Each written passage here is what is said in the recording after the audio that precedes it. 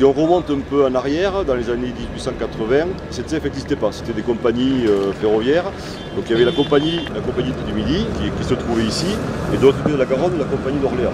La principale gare à l'époque, c'était Bordeaux-Benoge, et donc les principaux trains arrivaient de Paris et arrivaient à Benoge. Alors, en 1895, dans les années 1895, la passerelle Eiffel a été construite, on a pu traverser la Garonne en train, et la gare principale a été transférée ici, de ce côté-là, qui est devenue la gare Saint-Jean. Donc la gare Saint-Jean, elle a été construite dans les années 1895, gare classique, avec 3 bâtiments au départ. Comme toutes les gares, le buffet est au milieu, il fallait restaurer les gens, et de l'autre côté, on avait le hall arrivé.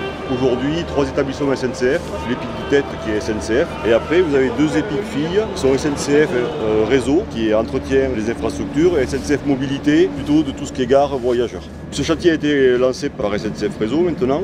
Les acteurs, les autres acteurs, donc un groupement de maîtrise d'œuvre. La maîtrise d'œuvre, c'est l'équivalent de l'architecte. Voilà, c'est nous. Maintenant, on suit les travaux. Tout ce qui est couverture, vitrage. Voilà, il y a Leni qui fait tout ce qui est couverture, ce qu'on appelle la couverture opaque, c'est tout ce qui est bois. Il y a la Sara qui a fait le décapage et qui a fait les peintures.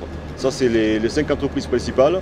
Et ensuite, on a une vingtaine d'entreprises qui sont des sous-traitants. Ça, c'est les acteurs. Cette grande halle voyageur, elle date de quand? En 1898, a été construite la Verrière, ce qu'on appelle aujourd'hui la grande halle voyageur. Depuis qu'elle a été construite, elle n'a jamais fait l'objet de rénovation importante. L'objet de l'opération, c'était de faire la rénovation de cet ouvrage, on va aller le voir, et notamment de la dépolluer. Pourquoi? Parce qu'à l'époque, les matériaux, ils contenaient du plomb, ils contenaient de l'amiante. Le principal objectif, ça a été de dépolluer ce bâtiment avec de grosses contraintes de matériaux amiantés et plombés, et de faire la rénovation notamment de tout ce qui est, on va le voir tout à l'heure, tout ce qui est verre, bois et réparation métallique.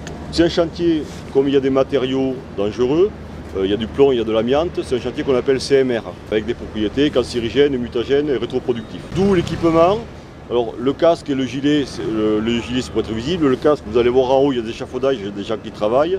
Et les bottes, pourquoi les bottes? Alors parce que ça reste un chantier, donc il y a des objets au sol. Et 2, c'est parce que le sol est plombé. Voilà. Alors, on est au-dessus des normes fixées par la réglementation de la santé, l'ARS. Donc c'est pour ça que pour éviter l'exportation du plomb du chantier, on équipe tous les gens en chaussures de sécurité, et à la sortie du chantier, on se lavera les bottes. Et en mesure d'hygiène, on se lavera les mains. Comme tous les matériaux en haut sont censés être plombés, même si vous touchez rien, comme vous tenez des garde-corps et des mains courantes, voilà. Donc tout le monde se lavera les mains à la sortie du chantier.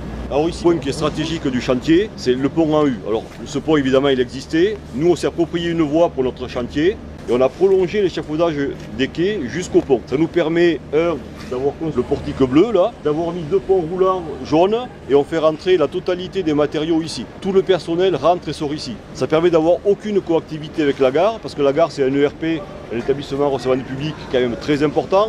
Il y a de l'ordre de 10 millions de voyageurs par an. Et il fallait 0 coactivité entre la gare et le chantier. Donc en fait, il n'y a personne du chantier en journée qui est sur les quais. Vous allez voir personne en gilet orange. Le démontage d'échafaudage, comme le montage, il a lieu de nuit. Le montage de l'échafaudage, on a eu 15 mois pour le monter. On a commencé en septembre 2014. On a fini en décembre 2015. On travaillait 4 heures par nuit. Donc on a monté le plus grand échafaudage qui a jamais été construit en France, avec des intervalles de travail de 4 heures. C'était très compliqué, il a fallu beaucoup de monde, et voilà, il a fallu 15 mois pour le monter. En moyenne, il y a 100 personnes par jour qui travaillent. De nuit, il y en a une vingtaine, et après, quand on démontera l'échafaudage, il y aura environ 60 personnes de nuit. Et en pointe, on est arrivé jusqu'à 200 personnes.